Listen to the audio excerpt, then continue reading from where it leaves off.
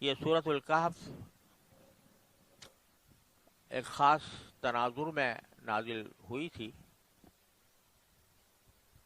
جس کی تفصیل بعض روایات سے معلوم ہوتی ہے کہ یہودیوں سے مشرکین مکہ نے یہ پوچھا تھا کہ ہمارے ہاں محمد صلی اللہ علیہ وسلم نبوت کا دعویٰ کرتے ہیں،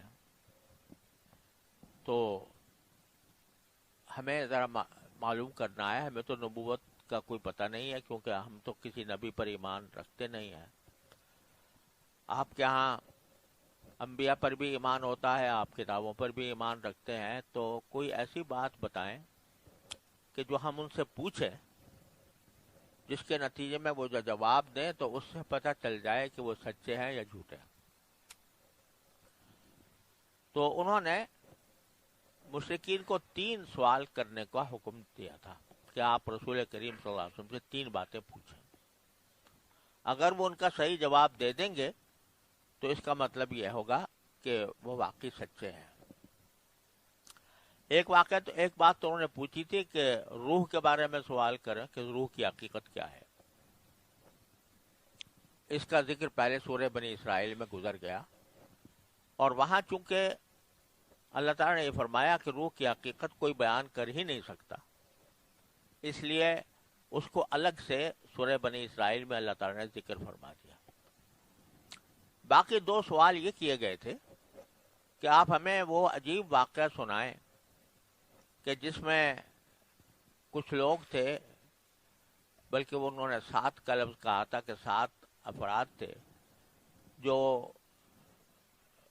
کافروں سے فرار ہو کر ایک غار میں جا کر چھپ گئے تھے، اور وہاں کئی سو سال سوتے رہے اور پھر زندہ ہوئے۔ عجیب واقعہ ان کا، وہ سنائیے۔ تو رسول کریم صلی اللہ علیہ وسلم، اور تیسرا سوال یہ کیا تھا کہ اس بادشاہ کا ہمیں حال سنائیے جس نے مشرق و مغرب اور شمال و جنوب دنیا کے چاروں اطراف میں سفر کیا تھا۔ تو اس کے ان 2 سوال جو تھے، ایک وہ لوگ کہ جو غار میں پڑے سوتے رہے تھے اور پھر اللہ نے ان کو زندہی حالت میں اٹھایا، اور وہ ان کی ایک کرامت اللہ نے ظاہر فرمائی، تو اس کا واقعہ اس صورت میں بیان کیا گیا ہے، اور اسی لیے اس کو سورۃ الکہف کہتے ہیں۔ کہف کے معنی غار کے ہوتے ہیں۔ اور دوسرا واقعہ ذوالقرنین کا ہے، جو اسی صورت میں سب سے آخر میں بیان ہوا ہے۔ تو رسول کریم سرورت عالم صلی اللہ علیہ وسلم نے یہ قرآن کریم نے یہ واقعات بیان فرما دیے، نبی کریم صلی اللہ علیہ وسلم نے ان کو بتا دیے، جس سے رسول کریم صلی اللہ علیہ وسلم کی نبوت کا اس بات ہو گیا۔ اسی لیے اس کو سورۃ الکہف کہا جاتا ہے کہ اس میں پہلا واقعہ اس میں غار والوں کا بیان کیا گیا ہے۔ اس سورہ کہف کی کچھ فضیلتیں بھی احادیث میں وارد ہوئی ہیں۔ ایک صحیح حدیث میں جو مسلم شریف وغیرہ میں مروی ہے، یہ ہے کہ جو شخص سورہ کہف کی ابتدائی 10 آیتیں یاد کر لے اور اس کو پڑھے تو وہ دجال کے فتنے سے محفوظ رہے گا۔ اور بعض روایتوں میں آخری 10 آیتوں کے بارے میں یہ بات کہی گئی ہے۔ اور یہ بھی کہا گیا ہے، ایک روایت میں ہے جو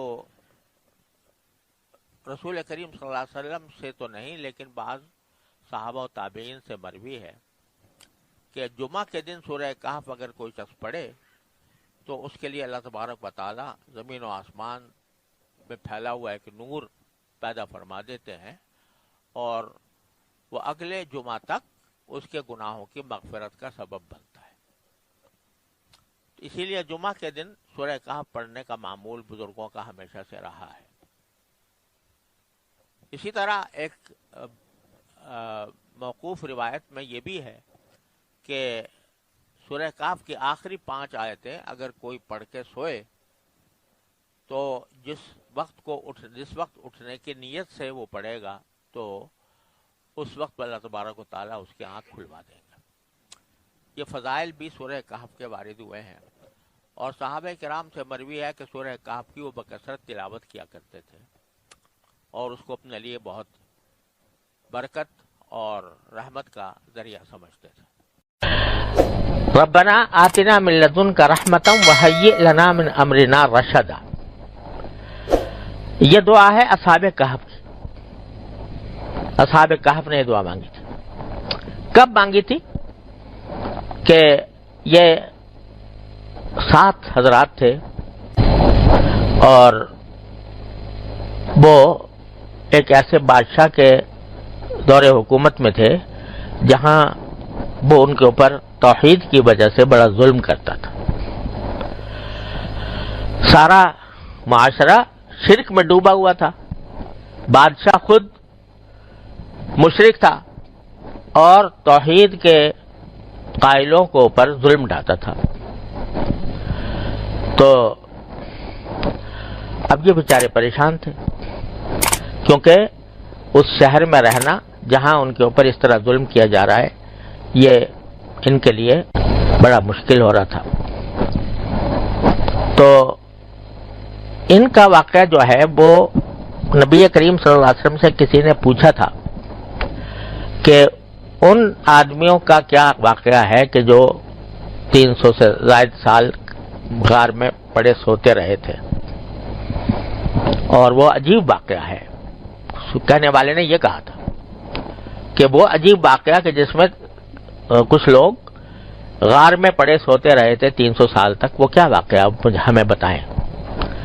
وہ ایک طرح سے یہ واقعہ مشہور تھا عیسائیوں کے اندر، اہل کتاب میں، تو انہوں نے یہ سوچا کہ نبی کریم صلی اللہ علیہ وسلم کو اس کا کیا پتہ ہوگا، کیونکہ یہ عیسائی کتابوں میں تھا اور کہیں اور کسی کو اس کا زیادہ پتہ نہیں تھا، اور تھا عجیب دیکھنے میں۔ تو قرآن کہتا ہے، جب اس واقعے کو بیان کرتے ہوئے قرآن کریم کہتا ہے کہ ام حسبت ان اصحاب الکہف والرقیم کانوا من آیاتنا عجبا، کیا تم یہ سمجھتے ہو کہ وہ اصحاب کہف کا جو واقعہ ہے وہ کوئی عجیب چیز تھی؟ تم اس کو عجیب سمجھ رہے ہو؟ یعنی ہماری قدرت سے کیا چیز بعید ہے؟ لہذا اللہ تعالیٰ نے، اگر میں نے اپنی قدرت سے کسی کوئی ایسا کام کیا جو دیکھنے میں بڑا عجیب معلوم ہوتا ہے، وہ میرے لیے کوئی عجیب نہیں ہے۔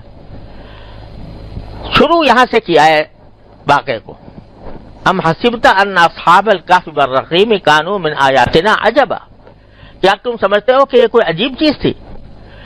بتا یہ دیا کہ کچھ بھی مانگ رہے ہو اللہ تبارک و تعالی سے، کچھ بھی مانگ رہے ہو تو اس کو یہ نہ سمجھو کہ یہ ایک عجیب چیز ہے، میں مانگوں گا تو کہاں ملے گی مجھے۔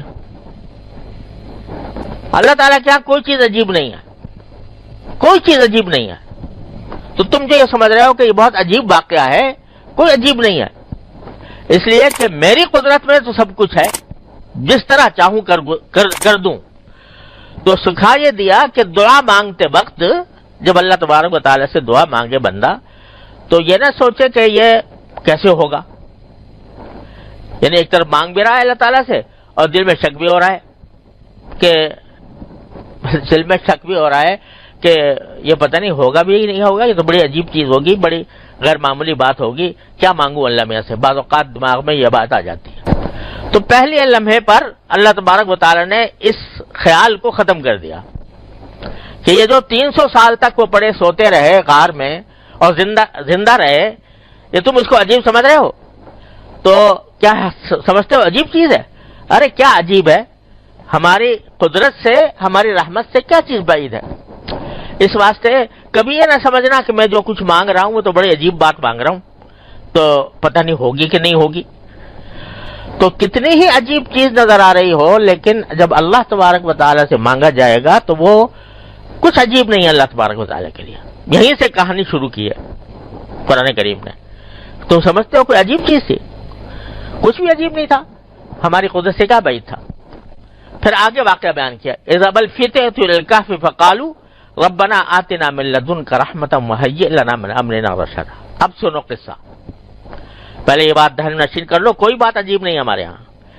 اور پھر آگے واقعہ سنو، اذ الفتية الى الكهف، کہ جب وہ نوجوان جن کا ذکر ہو رہا ہے وہ جب انہوں نے پناہ لی غار میں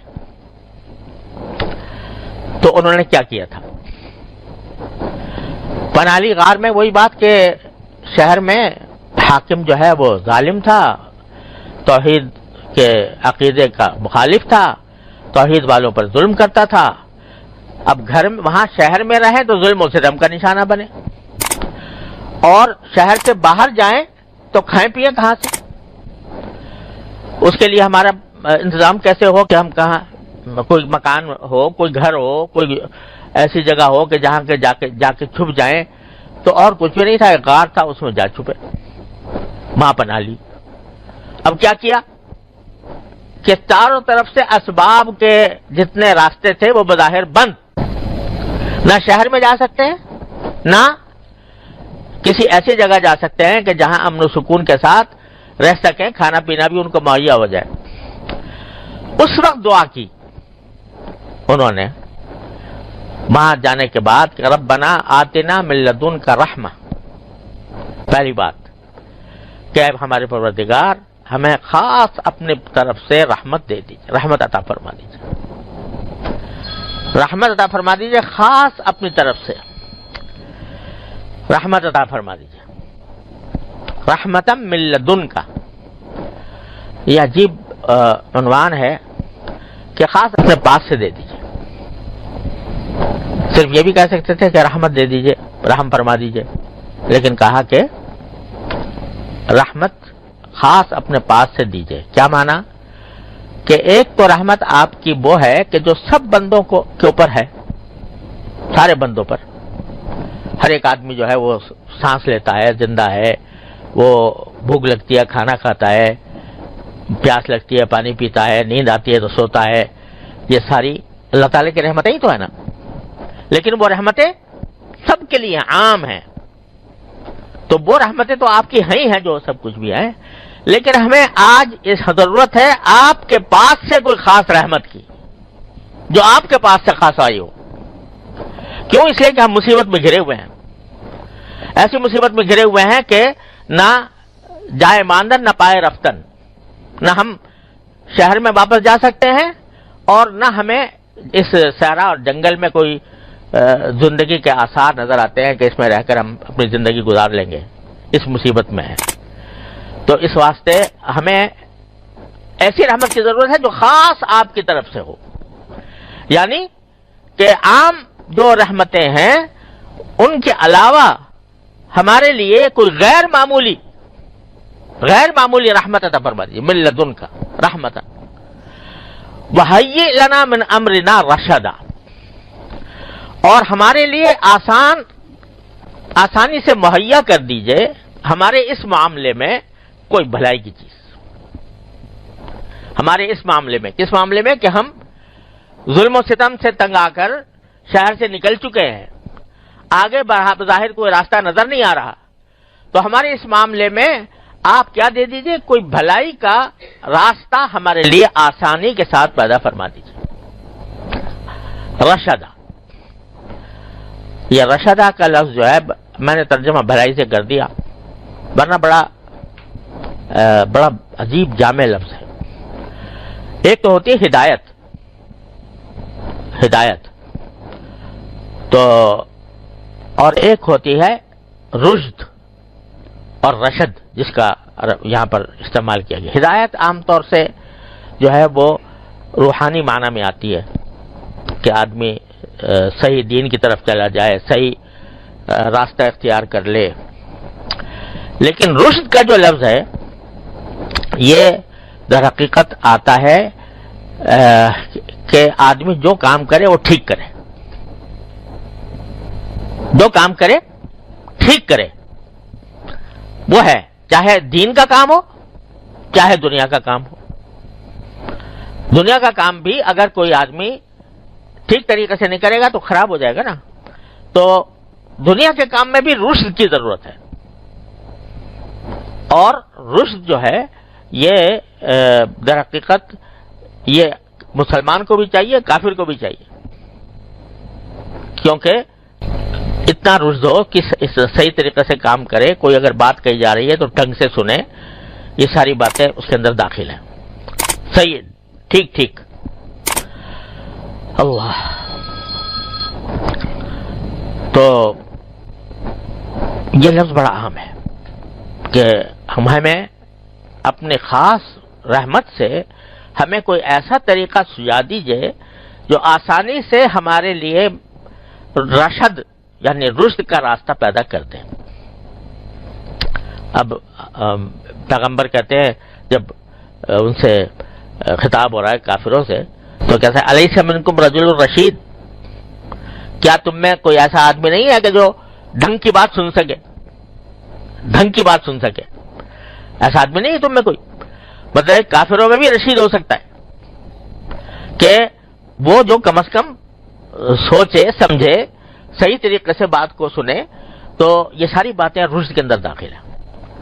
تو یہ نہیں کہا کہ ہدایت دے دیجئے, بلکہ یہ فرمایا کہ آتنا من لدنک رحمتا وہیئ لنا من امرنا رشدا, ہمیں رشد عطا فرمائیے, رشد عطا فرمائیے, یعنی جو کام کریں وہ ڈھنگ سے کریں, ٹھیک کریں, اس کا انجام بھی اچھا ہو. رشد ان تینوں معنوں کو شامل ہے. ایک تو یہ کہ کام ٹھیک کریں, دوسرا یہ کہ ٹھیک طریقے سے کریں, تیسرا یہ کہ اس کا انجام بھی اچھا ہو. یہ تین چیزوں کا مجموعہ ہے رشد. تو اللہ تعالیٰ سے مانگا کہ اپنے پاس سے مجھے دے دیجیے. اب دینے کا ایک طریقہ یہ بھی ہو سکتا ہے کہ بڑی مشقت ہو رہی ہے, بڑی پریشانی لائق ہو رہی ہے, اس منزل تک پہنچنے کے لیے آدمی پریشان ہے کہ کس طرح اس منزل کو طے کروں. تو لفظ بھی کیا استعمال کیا, ہیئ لنا, ہمارے لیے آسان کر دیجئے وہ راستہ جو ہمارے لیے بہتری کا ہے, جو ہمارے لیے نجات کا ہے, وہ راستہ ہمارے لیے آسانی سے مہیا کر دیجئے. یہ دعا کی. تو پہلا ہی کام کیا کیا, پہنچتے ہی غار میں پہنچتے ہی یہ دعا, آتنا من لدنک رحمتا وہیئ لنا من امرنا رشدا. تو اللہ تعالیٰ فرماتے ہیں کہ انہوں نے میری قدرت پر بھروسہ کر کے, میری رحمت پر بھروسہ کر کے یہ دعا مانگی. فضربنا علی آذانہم فی الکہف سنین عددا, تو ہم نے کیا کیا کہ ان کے کانوں پر تھپکی دے دی کئی سال تک کے لیے. کانوں پر تھپکی دینا یہ کنایا ہے سلانے سے, ہم نے ان کو سلا دیا کئی سال. یعنی وہ پہلے اللہ تبارک و تعالیٰ نے یہ بتایا کہ مانگا کیا تھا انہوں نے, اور پھر اس کا مختصر خلاصہ یہ بتا دیا کہ ہم نے کئی سال تک ان کے کانوں پر تھپکی دے کر انہیں سلا دیا. آگے تفصیل بعد میں بیان فرمائی. نحن نقص علیک نبأہم بالحق, وہ بعد میں تفصیل آگے بیان فرمائی, لیکن نتیجہ پہلے بتا دیا. اس دعا کا نتیجہ یہ ہوا کہ فضربنا علی آذانہم فی الکہف سنین عددا. تو پھر یہی ہوا کہ اللہ تعالی نے سلا دیا ان کو, اور 309 سال سوتے رہے غار میں. 309 سال نہ موت آئی, نہ کھانے پینے کی حاجت ہوئی, نہ گلے سڑے, پڑے سوتے رہے. اور اس کا ظاہری سبب بھی قرآن نے بتا دیا کہ سورج نکلتا تھا تو ان کے غار سے کترا کے گزر جاتا تھا, اور وہ الگ وہ پڑے سوتے رہتے تھے. 309 سال کے بعد آنکھ کھلی تو اب دیکھا کہ بھئی ہم سو کے اٹھے ہیں, اب کچھ بھوک لگی ہوگی کہ اب کھانا چاہیے. تو کسی کو بھیجا کہ جا کے بھئی شہر سے کوئی کھانے پینے کی چیز حلال لے آؤ, اگر حلال کہیں سے تو ملے. تو اور ساتھ میں یہ بھی کہہ دیا کہ ذرا خفیہ طریقے سے جانا, چھپ چھپا کر, کیونکہ اگر بادشاہ کو پتہ لگ گیا تو پھر ہمیں گرفتار کرے گا, پھر ہمیں ظلم کرے گا. اب جہاں جا کر وہ کھانا لینے کے لیے گئے کسی دکان پر, تو وہ پرانا سکہ کہیں پڑا ہوا تھا 309 سال, وہ اس کو دکھایا کہ بھئی اس کے دے دو کھانا. وہ کہتا ہے بھئی تم کہاں سے لے آئے سکہ, یہ تو سکہ اب چلتا نہیں, 309 سال پہلے کا سکہ ہے. تو اس وقت لوگوں کو پتا چلا کہ بھئی یہ کیا قصہ ہو گیا. اس وقت انقلاب آ چکا تھا ملک کے اندر, بادشاہ نیک آ گیا تھا, نیک حکمران آ گیا تھا. جب اس کو پتا چلا تو اس نے ان کو بلایا اور اکرام کیا اور بڑی عزت کے ساتھ رکھا, اور بالآخر جب ان کی وفات ہوئی تو ان کے لیے ایک مسجد تعمیر کی بادشاہ نے. یہ واقعہ ہے. لیکن شروع یہاں سے ہوا ہے کہ جب غار کے منہ پر پہنچے تو یہ دعا کی کہ یا اللہ رب آتنا من لدنک رحمتا وہیئ لنا من امرنا رشدا. اب یہ واقعہ جو سنا دیا قرآن کریم نے, یہ کس لیے؟ ویسے ہی قصہ کہانی کے طور پر کہ بھئی افسانہ سنا دیا ایک, کیسا ہوا تھا. ظاہر ہے قرآن کریم نہ افسانے کی کتاب ہے نہ کہانی کی کتاب ہے. یہ تو جو بات ہے وہ کسی مقصد سے ہے, کوئی سبق سے ہے. سبق یہ دے دیا پہلے یہ کہہ کر کہ یہ کوئی عجیب بات نہیں تھی جو ہم نے 300 سال تک سلائے رکھا. یہ کوئی عجیب بات ہمارے لیے کوئی عجیب نہیں تھی. تمہارے لیے عجیب لگتی ہوگی تمہیں, ہمارے لیے تو کچھ عجیب نہیں تھی. تو یہ سبق دے دیا کہ جب کبھی تم کسی مشکل میں گھرو, کوئی پریشانی لاحق ہو, کوئی راستہ نظر نہ آ رہا ہو, تو اس طرح مانگو جیسے اصحاب کہف نے مانگا تھا. ربنا آتنا من لدنک رحمتا وہیئ لنا من امرنا رشدا. یہ مانگو. تو ایسے ہماری قدرت کے معجزے تمہیں نظر آئیں گے اگر تم نے ڈھنگ سے مانگا, اگر تم نے اہتمام سے مانگا, سوچ سمجھ کر مانگا, تو پھر ایسے تمہیں ہماری قدرت کے اور رحمت کے ایسے معجزے نظر آئیں گے جو تمہیں عجیب لگیں گے, لیکن ہمارے لیے کوئی عجیب نہیں. جو کوئی مشکل پیش آئے یہ مانگو.